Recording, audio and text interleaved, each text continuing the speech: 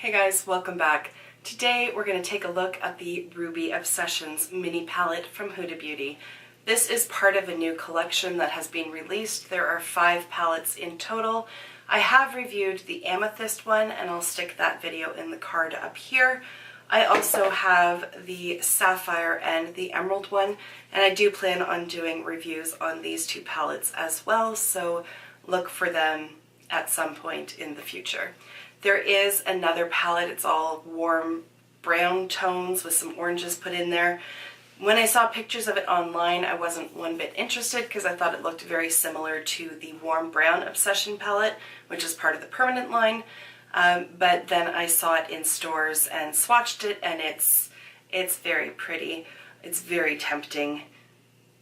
I feel almost compelled to buy it because I have 4 out of 5. I feel like that's a video all on its own, just buying things to complete the set, so to speak, but that's not what we're here to talk about today. We're here to talk about this little guy, so let's do this. If you haven't watched any of my Huda Beauty mini palette reviews in the past, basically I love them. There's the short and long of it. I love the packaging. I love how compact and sleek everything is. You get 9 shadows, but every one of these sets is just very intelligently curated. And that's a running theme in my reviews, is that every shade has a purpose. There's no overlap in tones. Nothing looks too similar to one another, and everything just brings something to the table. When you only have 9 shadows to work with, that's kind of what you want. You want each one to have sort of a defined purpose, if you will. This palette is no exception. So there are the shades in there. 4 of them are more of a foiled kind of finish, and then the rest here, well, this one's more of a satin. The other ones are matte. So you have a nice mixture of finishes, and as well you have all the complementary tones, but everything is unique in and of itself. I love the outer packaging as well. I love that it has a magnetic clasp, which is actually quite strong. It doesn't come flying open. I love that each one in this collection has its own color to match with the color story inside, and I love that the names are all written on the outside as well. That's just a carryover from the original ones, which were all black packaging but also had the names. It just makes it so easy. I store them with the names facing up in my drawer, and I can see at a glance what is what. So let's do some swatches of this palette and talk about the shadows.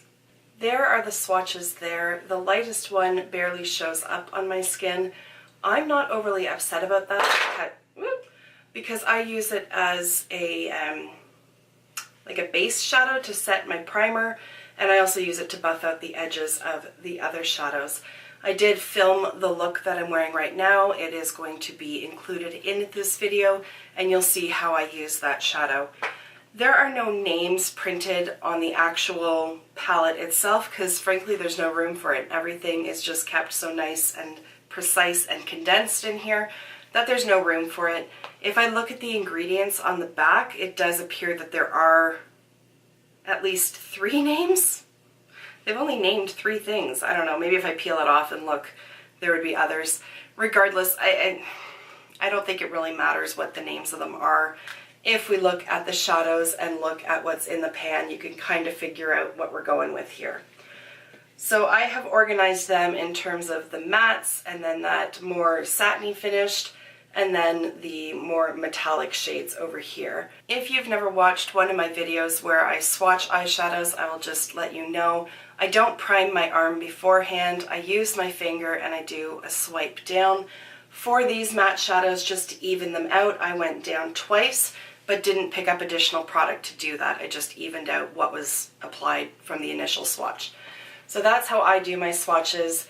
The caveat with finger swatches is that they can be misleading, but I can say, and you will see in the eye look tutorial, that these are very pigmented and also that they blend beautifully. Spoiler. So here are the matte shades here. I think they've made a very good choice of what the matte shades are. You have a nice dark purpley red here that can really, like a burgundy, that can really deepen things up. A nice almost coral kind of shade here that can help to use in the transition area, and then more of a pinky red over here. This one, it reminds me of ketchup chips, which I think is very Canadian. I don't think Americans have ketchup chips, but it just reminds me of the coloring of them. That's this shade here. I do have it all over my lid, and then I have the lightest of the sparkly shades patted in the center. And then these metallic shadows are just beautiful. There is some micro glitter, particularly in this really deep one, but nothing chunky, nothing that creates a ton of fallout. They're just beautiful, beautiful shadows. So before I get them all over me, I'm just going to wipe them off. The matte shadows are very pigmented and they blend beautifully. When I applied these shades here, I didn't have to build the color up a bunch in order to get full payoff. In fact, really just going in with one dip of the brush, tapping off the excess and then applying it, it built up enough coverage to where I was happy with it as it stands. I did, in blending, go back and add some more and blend it out again. That's just the nature of how I apply eyeshadow, but straight out of the gate, these do pack a punch. The metallic shades, they're so beautiful. They're so beautiful, and that's what I love about these palettes. Every foiled shadow that are in these palettes, knock it out of the park. I haven't come across a dud yet. This more, I'm going to call it satin because it's not really metallic and it's not matte. This one was also very nice to work with as well, although I did build it up. I used 2 dips into the pan in order to cover my lid, just to get more payoff, but you'll see in the demo how it applied straight out of the gate. Another really nice thing with these shadows is that they blend on top of each other really well. So I applied the darker one over top of that satiny red one, and it just applied like a dream, really. It didn't get bunched up, it didn't move anything around, nothing got muddied. It just, and what I mean by muddied is, sometimes you can have palettes and you apply 2 shadows and all of a sudden it just becomes an indistinguishable mess. Like they just kind of take on the hues of each other and it just doesn't look nice. I don't know how else to describe that. Whereas with this, yes, they blended with each other and I was able to establish a gradient, especially in the transition, like going from crease up towards brow bone, but everything still kept its own defined color. So there is a lighter aspect of here and then gets progressively darker depending on the shadows that I used. Everything doesn't just become one continuous color. I hope I'm explaining, I don't think I'm explaining myself well at all, but hopefully you get what I'm trying to say. I'm really finding it hard to review this because I try in my reviews to be very critical. I try to look at the pros, look at the cons, and make constructive criticisms. I never try to bash a product outright unless it's something stupid like flamingo brushes, which really just kind of lends itself to being bashed.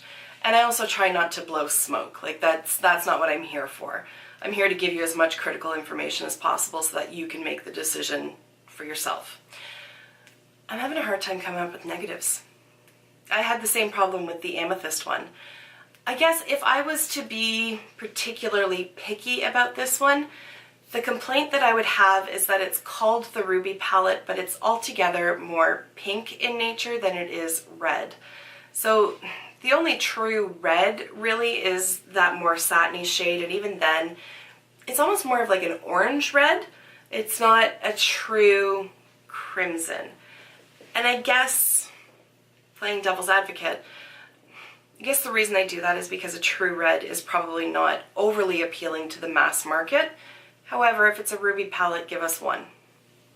Other than that, there's really no complaint. And even at that, it's kind of a minor complaint because these shades, yes, they're bold and yes, they're vibrant, but they're approachable at the same time.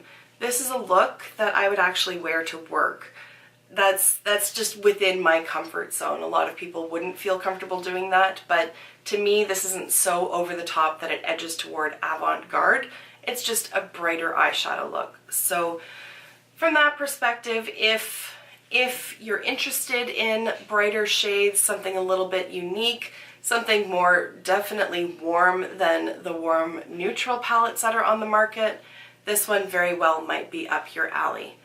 The other thing to note is that in Canada here, this is going to run you $35 at Sephora.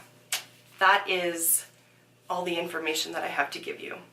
If you have questions about it, let me know down below, but I can't really think of anything else to tell you. I like these palettes, I really do, and I know that there is some controversy around Huda Beauty. I think I touched briefly on my feelings about controversy in general in my Kat Von D video that I did fairly recently. I'm just here for the makeup. I'm here to tell you how the powders perform. Your own personal feelings is going to inform your own decisions on whether or not you support a brand by buying their product. I'm not here to weigh in on that. I can't make that decision for you. I wouldn't dare. That's not what I'm here for. What I'm here to do is just tell you how I think it performs and whether or not I recommend the product. And in this case, absolutely I do. So let's get into the demo. Here we go. I don't want nobody stabbing me with love. Don't wanna waste no time getting my feelings hurt. I believe in those things we don't know much of.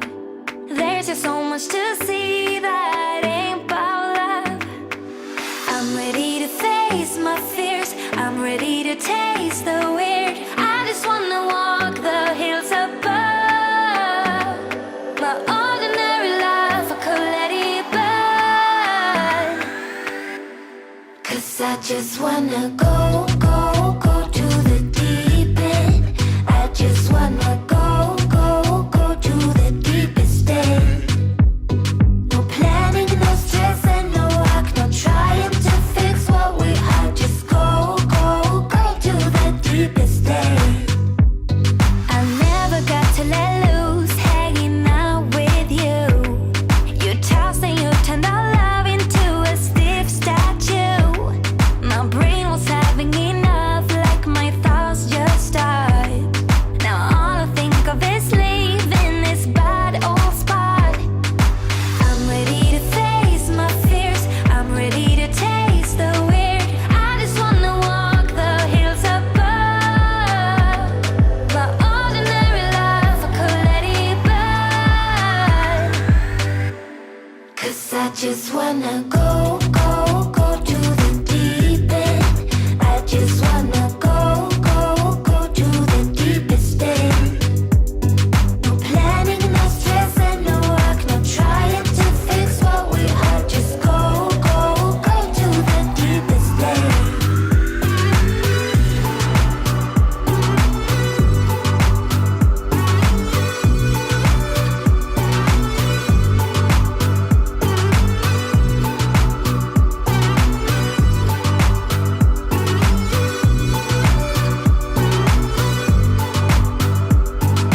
I can't forget what you've done.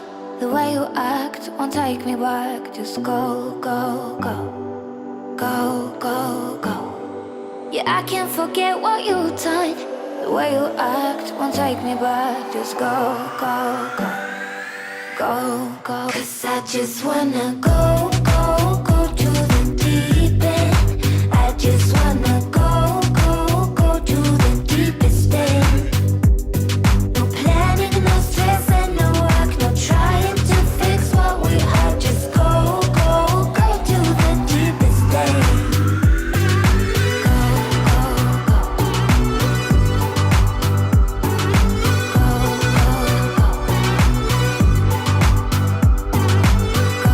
Go.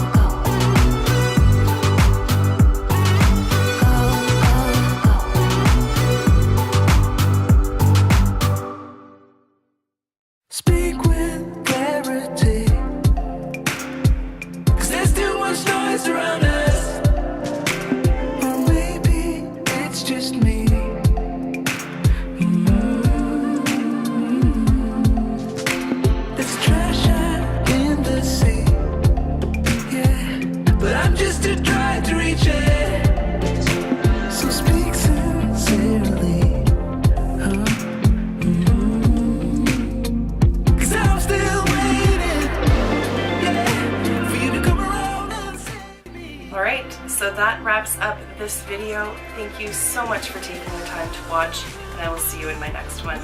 Until then, just be a decent human being. Bye for now.